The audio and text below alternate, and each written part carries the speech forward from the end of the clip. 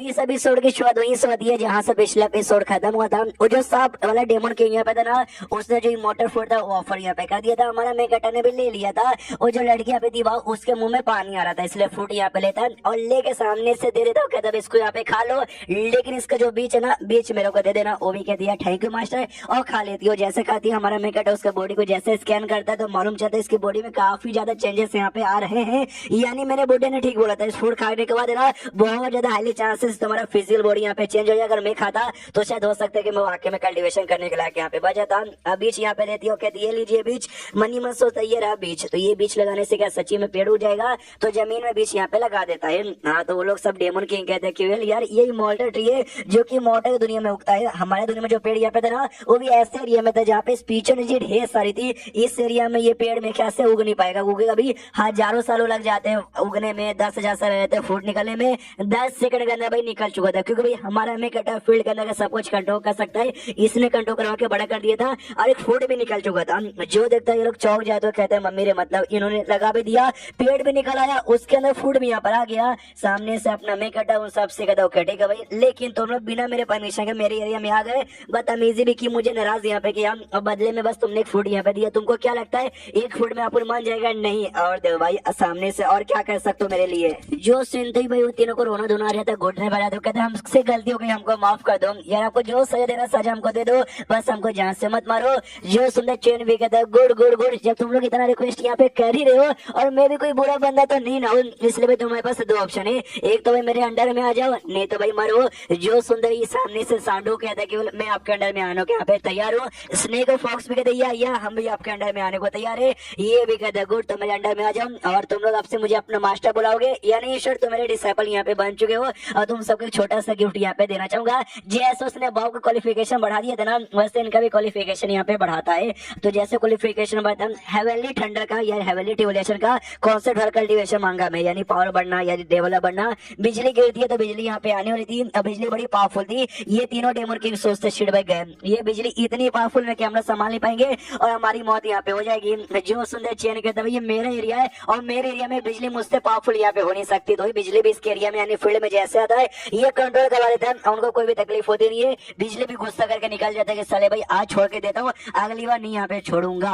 वो सबको काफी अच्छा लगता है, सबको काफी इंप्रूव होता है और लेवल अप भी होता है। ये भी कहता है गुड गुड, बताओ भाई तुम सबका कितना कितना लेवल अप हो गया। और उनका जो खुद का लेवल आता ना फाउंडेशन बिल्डिंग गोल्डन कोर, उसके बारे में नहीं पूछा था भाई, उसने जो काम किया था उनका क्वालिफिकेशन इंप्रूव किया था, तो क्वालिफिकेशन के बारे में पूछा था। तो स्नेक किंग कहता है कि यार ऐसे देख के पता लगा नहीं सकते, एक स्पेशल स्टोन यहाँ पर आता है, उस स्टोन से यहाँ पे पता लगा सकते हैं जो हमारे है ना भाई क्वालिफिकेशन। और 9 अलग अलग ग्रेड में यहाँ पे डिवाइड है, जिसको पहला ग्रेड से लेकर 9वां ग्रेड तक यहाँ पे कहते हैं, और कलर पे डिपेंड है। रेड ग्रेड आना यानी सबसे लो ग्रेड होता है, और गोल्डन यहाँ पर आ गया यानी समझे सबसे हाई ग्रेड है। ये रहा स्टोन भाई, हमको यहाँ पे चेक करने दो। ओ माय गॉड, ये स्टोन तो यहाँ पे ब्लैक हो गया, यानी हमारा दूसरे सबसे बेस्ट ग्रेड यानी 8वें ग्रेड पर है। बाकी फॉक्स और बेल भी चेक करते तो उनका भी सेम यहाँ पर भाई ब्लैक आती है, दोनों 8वें ग्रेड पे थे, यानी तीनों 8वें ग्रेड पे थे। तीनों तो बल्ले बल्ले करके यहाँ पे नाचना चालू कर दिया कि पहले हम लोग यहाँ पे 6ठे ग्रेड पे थे, अब हम लोग यहाँ पे 8वें पे आ गए, बल्ले बल्ले मजा आ गया मजा आ गया मजा आ गया।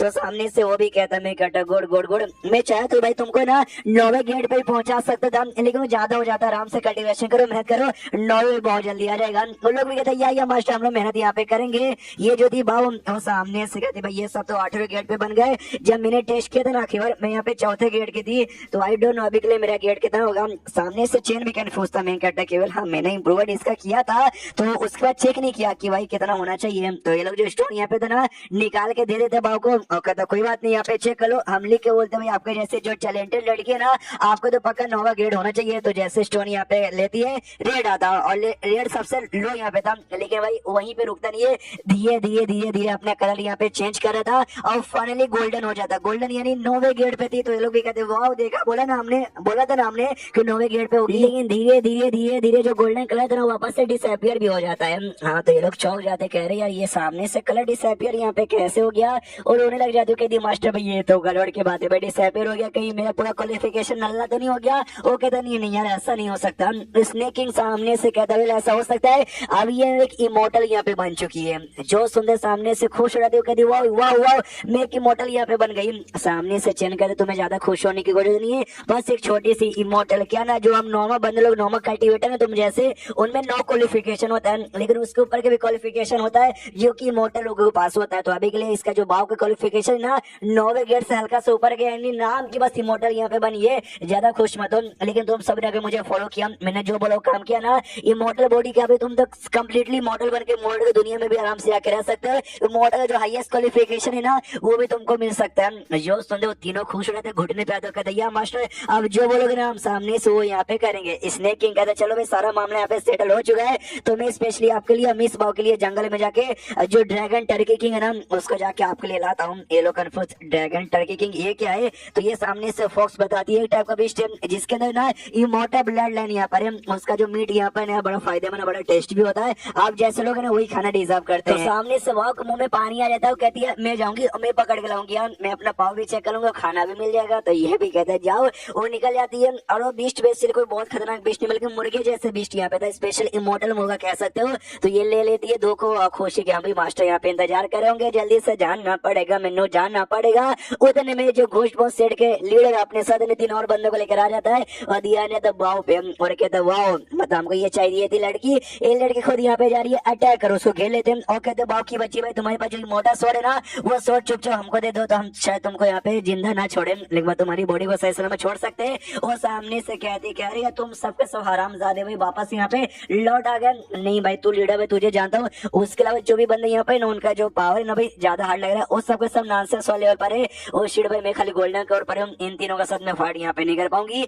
जो से यहाँ पे चिल्लाती है कि अरे यार तुझे शर्म नहीं आती, याद है आखिरी बार यहाँ पे क्या हुआ था, कैसे दी फट गई थी, मैं मास्टर के सामने ना घुटने पे भीख मांग रहा था आकर। जो सुनते सामने से वो कहता पुरानी बात है, सबसे पहले तुझे मारूंगा, इमोर्टल स्वॉर्ड लूंगा, फिर तेरे मास्टर को भी यहाँ पे मारूंगा। जो इमोर्टल स्वॉर्ड था ना उसमें खुद भी यही जान यहाँ पे थी। तो ये सारी बातें सुन के ना और स्वॉर्ड को भी जैसे गुस्सा आता है कि भाई इसकी इतनी मत जबरदस्ती बाव के हाथ में जाता है और कुटाई करना चालू कर देता है। तो जैसो लीडर को महसूस होता है ना हिल जाता है, कहता है शिट भाई तेरा पावर से तो आइडिया लगे तो गोल्डन कोर पर है। अबे 2 दिन पहले जब तुझसे मिला था उस समय तो फाउंडेशन बिल्डिंग पे थी, इतना जल्दी गोल्डन कोर पे कैसे चली गई। तो बाकी जो 3 बंदे उसके साथ है ना वो भी कहते भाई ये लड़की ना भाई 18 या 19 साल की यहाँ पे लगती है, इतने कम उम्र के अंदर गोल्डन कोर पे जा चुकी है, यानी मानना पड़ेगा बड़ी टैलेंटेड लड़की है। ऐसे लड़की को हमको अपने सेट में लाना चाहिए था, लेकिन उसने हमारी सेट के साथ दुश्मनी कर लिया। हमारा रूल है जो भी हमारे साथ दुश्मनी करेगा उसकी जान हम लोग निकालते हैं, यानी इसकी जान निकालने के बारे बेसिकली यहाँ पर आ चुकी है। और लीडर सामने से हमला करता तो ये भी अपना जो इमोर्टल स्वॉर्ड था ये भी हमला कर दिए, दोनों का हमला टकराता, दोनों एक दूसरे से जुड़ जाते हैं। ये देखती है कि वे शिट भाई स्वॉर्ड ने उसके हमले से मुझे बचा तो लिया लेकिन हमेशा बचा नहीं पाएगा, प्लस मेरी एनर्जी भी यहाँ पे खत्म हो चुकी है, मुझे भागना पड़ेगा। तो वो तो भाग जाती है, पीछे से लीडर कहता साली भाई ऐसे कैसे भाग जाएगी, और उसका पीछे करने लग जाता है और चैप्टर यहीं पे खत्म हो जाता है। तो देखते भाई क्या होता है, क्या सच्ची में बाव से तलवार छिलेंगे या एंड में, देखते भाई जो कुछ होगा मालूम चली जाएगा। तो मिलता है अगले किसी वीडियो में, जब तक के लिए बाय बाय।